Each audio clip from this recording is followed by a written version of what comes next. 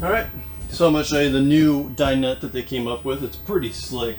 So you've got two options. You can unlock this pressure bar, and you can actually move this whole table around. So the advantage you have there is, as you know, going to most restaurants or any other kind of booth, it's pretty awkward sometimes. It's not very functional when it's real tight like that. So the advantage you have here, you can move the table over there, you can turn it, and I got, you know, like 2 feet of room here.